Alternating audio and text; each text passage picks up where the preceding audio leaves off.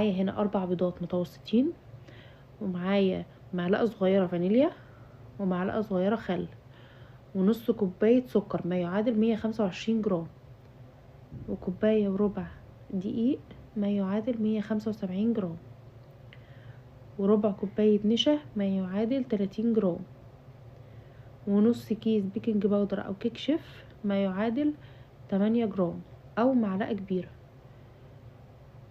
مش مليانة مش هرمية، ومعلقة كبيرة محسن جل ما يعادل 20 جرام، ومعايا اقل من ربع كوباية مية ما يعادل 50 جرام.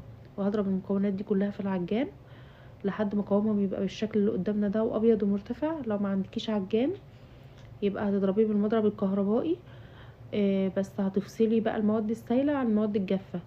هنضرب البيض والسكر مع بعض في الاول لحد ما قوامه يبقى ابيض وفاتح وبقى هش جدا. هضيف بقى المكونات